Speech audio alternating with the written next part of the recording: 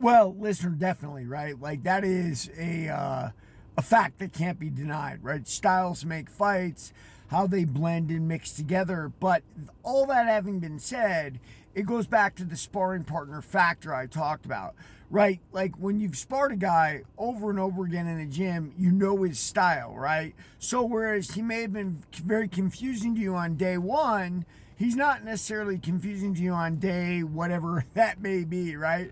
Chimaev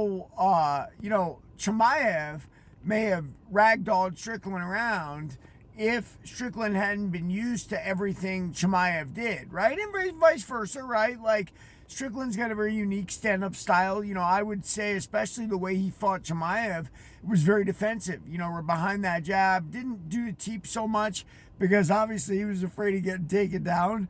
But he didn't really go on the offensive. We talked about this. No body work like he did against Fluffy, and the body work might have gotten Chimaev out of there. But again, it goes back to the familiarity between fighters. And that's never good when you have two fighters that are very familiar with each other's styles in the ring together because they've learned a lot, before the night of the fight.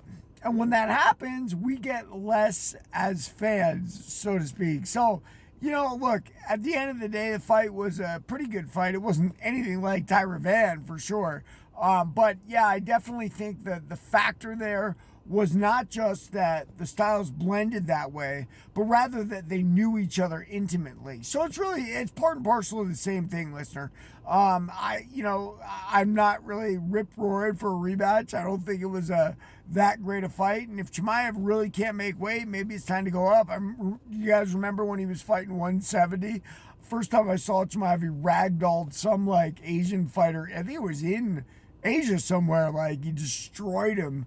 And then he missed that weight cut for Nate Diaz to destroy him, and then he went up, and now he's got to go up again. I mean, listen, your body doesn't wait for you at a certain age, and this is hard for fighters. I think it happened to Rumble Johnson as well. Hey, you're not a kid anymore. You can't cut 40 pounds in one night and have no repercussions from that. So maybe we'll never see Chimaev at middleweight again. Maybe 205's next for him. And as he says, 205 would be a very good place for him. Look, it's the land of the strikers, right? The land of the big men.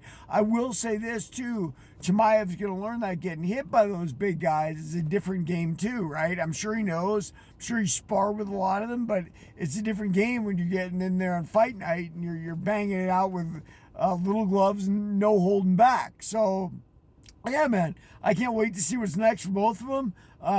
Yeah, there it is. Everybody like and follow from One of the Fight Game.